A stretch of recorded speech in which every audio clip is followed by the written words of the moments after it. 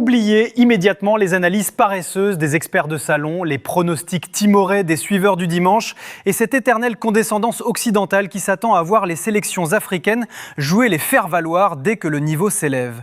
Aujourd'hui, on ne va pas faire de la figuration ou distribuer des bons points pour la beauté du geste. On plonge directement dans les entrailles d'une masterclass de bonshommes, un thriller d'intensité pure où la Côte d'Ivoire est venue climatiser les certitudes du continent sud-américain en terrassant l'Équateur 1-0 pour son entrée en lice dans cette Coupe du Monde 2026. Je vous entends déjà arriver avec vos gros sabots de sceptiques à minimiser la portée de ce braquage à ciel ouvert sous prétexte que le tableau d'affichage est minimaliste. Redescendons immédiatement sur terre la famille. Regardons la vérité clinique en face, sans trembler. En face, ce n'était pas un sparring partner de seconde zone. C'était l'Équateur, la deuxième nation la plus en forme du continent sud-américain, juste derrière les champions du monde argentins. Un rouleau compresseur qui restait sur une série ahurissante de près de 20 matchs sans la moindre défaite après avoir accroché le Brésil, l'Uruguay et l'Argentine à leur tableau de chasse. Réussir à éteindre un tel monstre de confiance dès le premier match de la plus grande compétition planétaire est un exploit retentissant qui doit imposer le respect de la planète entière. Soyons totalement transparents les frères, cette victoire est d'une pureté indiscutable, n'en déplaise aux comptables du football qui tenteront de vous vendre le mythe d'un match équilibré où chaque équipe aurait eu sa mi-temps. C'est l'analyse des aveugles. Si la première période a vu les deux blocs se rendre coup pour coup dans une guerre des tranchées étouffante, la Côte d'Ivoire a dicté sa loi sur le plan statistique, affichant un total d'expected goals supérieur et un nombre de frappes cadrées bien plus tranchant, symbolisé par cette cartouche monumentale de Nicolas Pepe dans la surface adverse.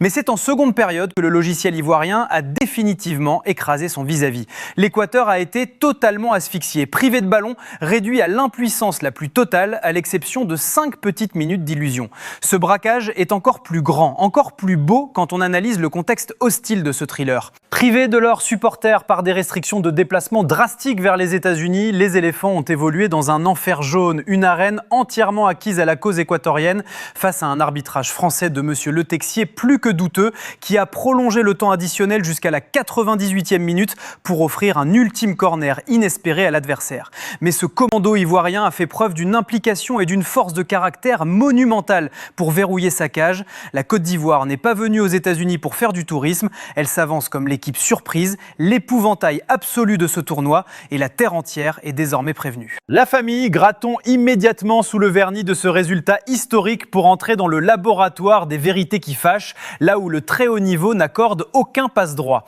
C'est magnifique de savourer les 3 points et de chanter la gloire des éléphants, mais l'honnêteté intellectuelle nous oblige à regarder la réalité en face. Tout n'a pas été parfait, loin de là. Et si l'on veut analyser froidement la structure de cette équipe de Côte d'Ivoire, il faut oser poser les yeux sur la composition de départ d'Emers Faé. Ce technicien accompli réalise un travail de fond remarquable, mais force est de constater que ses choix initiaux traînent parfois des zones d'ombre totalement incompréhensibles qui s'apparentent à des bombes à retardement.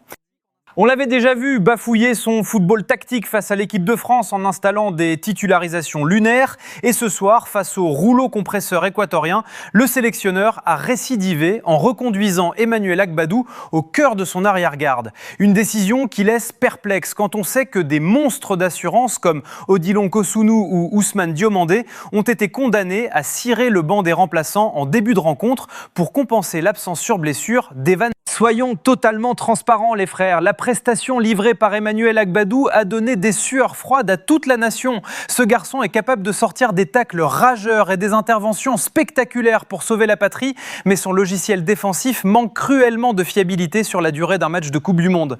Face aux attaquants équatoriens, Agbadou est apparu fébrile, lourd dans ses jaillissements et d'une porosité alarmante dès que le rythme s'accélérait dans ses 16 mètres. Il s'est fait éliminer avec une facilité déconcertante sur plusieurs séquences chaude, exposant notre bloc aux vagues adverses. Mais c'est surtout sa qualité de relance qui a frôlé le crash industriel absolu. À chaque fois qu'Agbadou s'est retrouvé en possession du cuir, on a eu l'impression visuelle terrifiante qu'il découvrait la forme d'un ballon de football. Pris de panique sous le pressing sud-américain, il s'est mis à trembler tout seul, multipliant les passes imprécises et les transmissions laborieuses. Regardez cette séquence surréaliste en première période où il tente d'écarter le jeu vers Ghislain Conan au lieu de délivrer une passe propre, tendue tendu et ras du sol sur une pelouse d'une qualité pourtant impeccable, Agbadou balance un ballon flottant, fuyant, une véritable galère aérienne impossible à contrôler qui a immédiatement mis son latéral dans le rouge. Aligner un tel profil comme leader de l'arrière-garde alors que le danger rôde est un luxe que la Côte d'Ivoire ne pourra pas se payer éternellement dans ce tournoi. La famille, rangeons les sifflets de la célébration 2 minutes et entrons dans le vif du sujet, là où le football de très haut niveau ne pardonne aucune légèreté. C'est beau de jubiler après avoir climatisé la deuxième puissance la plus en forme d'Amérique du Sud, mais l'analyse froide du rectangle vert nous impose une lucidité totale. Le score d'1-0 est un trompe-l'œil qui cache des sueurs froides monumentales. Le premier rideau de doute s'est installé dès la première période. On a vu une sélection ivoirienne capable de séquences étincelantes, mais cruellement punie par son propre manque de réalisme chirurgical. Le symbole absolu de cette crise de lucidité devant le but adverse s'appelle Nicolas Pepe. À ce niveau de la compétition, l'occasion en or qu'il galvaude au cœur de la surface équatorienne est tout simplement impardonnable. Un attaquant de son standing, nourri aux joutes internationales, doit tuer le suspense, enfoncer le clou et interdire à l'Équateur de croire en son étoile. En ratant ce break visuel, la Côte d'Ivoire a laissé son adversaire reprendre confiance, s'exposant à un retour de flamme qui aurait pu s'avérer fatal sans une débauche d'énergie défensive hors du commun. Et ce manque de simplicité a trouvé un écho particulièrement frustrant dans le comportement de Seko Fofana. Les frères, soyons totalement transparents. Le milieu de terrain a livré une guerre des tranchées harassante, se faisant régulièrement bousculer et manger dans les impacts par Moïse Caicedo qui reste l'une des références mondiales absolues à son poste. C'est le jeu, c'est l'impact du très haut niveau. Mais là où Fofana a grippé le logiciel collectif d'Emer Sefaé, c'est dans son obsession compulsive à vouloir forcer le destin tout seul.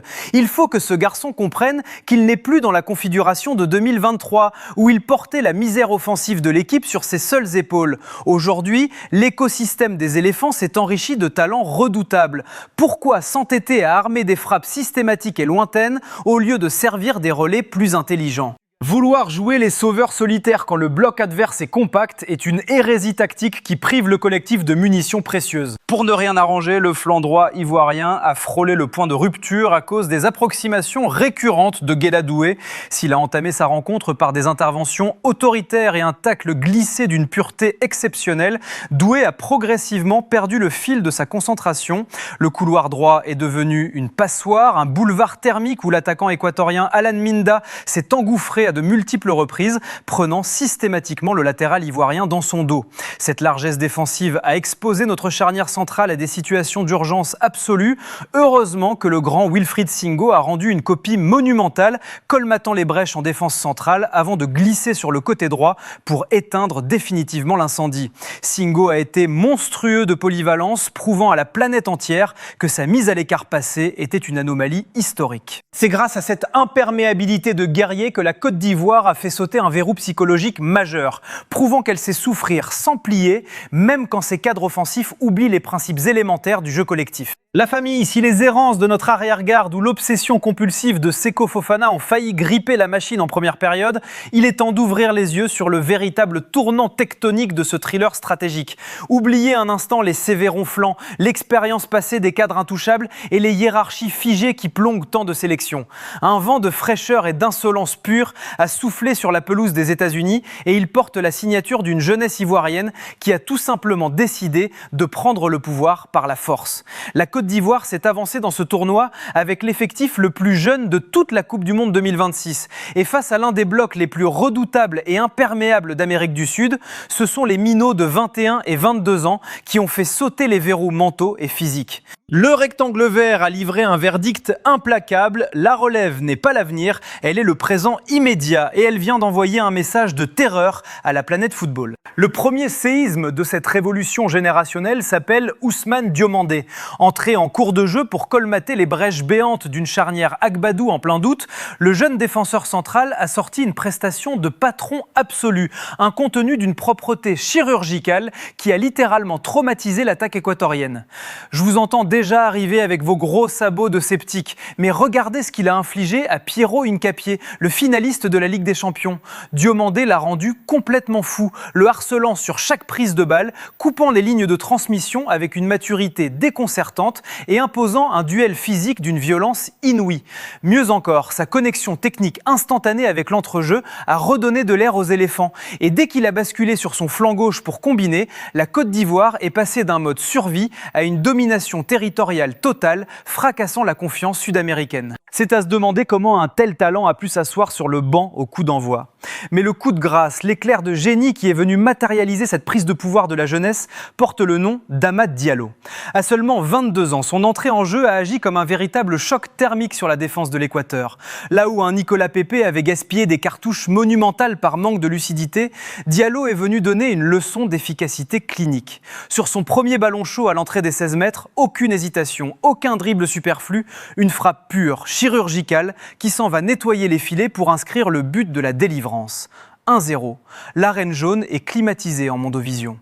Et que dire de l'entrée de Tchistou Inao ? Sur ses 3 premières touches de balle, le gamin a choqué tout le monde en distillant une passe cachée d'une créativité exceptionnelle pour casser le bloc adverse et retrouver Diallo dans l'axe. L'intelligence situationnelle de ces minots, épaulés par un ange Boni impérial pour conserver le cuir sous la tempête, prouve que la Côte d'Ivoire a brisé une barrière psychologique majeure. Les privilèges des anciens sont abolis, la jeunesse est au pouvoir et plus personne ne pourra la stopper. La famille, posons enfin les yeux sur la dernière pièce de ce puzzle stratégique, celle qui sépare définitivement les sélections en fin de cycle, des véritables monstres programmés pour tout dévaster sur leur passage. C'est en analysant le dernier quart d'heure de cette bataille homérique face à l'Équateur que le masque des faux-semblants s'effondre pour révéler une vérité tectonique.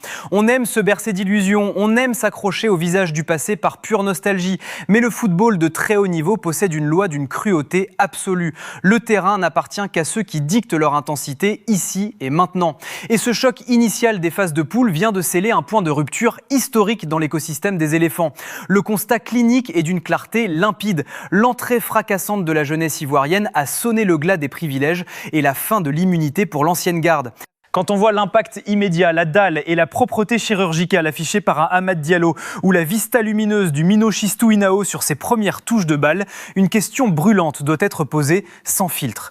Un joueur comme Nicolas Pepe, malgré son vécu et son statut de cadre, a-t-il encore sa place dans le 11 de départ de cette équipe ? La réponse est non, les frères. Laisser des talents aussi affamés et décisifs sur le banc pour maintenir des statuts en perte de vitesse relève du sabotage stratégique. Place à la jeunesse, place au pouvoir des minots. Le coaching d'Emersfey en fin de match a été d'une intelligence situationnelle rare, validant cette bascule générationnelle par des choix forts et ultra cohérents pour sécuriser le gain du match. Faire sortir Seko Fofana pour installer la rigueur d'Ibrahim Sangaré afin d'éviter un second carton bête. Injecter la puissance d'Odilon Kosunu dans l'axe pour faire glisser Wilfried Singo sur le couloir droit et éteindre définitivement les dernières cartouches d'Alan Minda. C'était de la haute voltige tactique. Faé a parfaitement lu le déchaînement de la tempête. Et que dire de l'apport d'Ange Boni, sa capacité héroïque à conserver le cuir sous la haute pression des défenseurs sud-américains, à gratter des secondes précieuses et à faire remonter tout le bloc ivoirien, à priver l'Équateur de la moindre munition de révolte. La connexion naissante entre Ousmane Diomandé et Karim Konaté sur le flanc gauche commence déjà à faire des ravages invisibles, créant des décalages et aspirant 3 à 4 joueurs adverses par de simples appels coordonnés. C'est l'acte de naissance d'un commando insaisissable.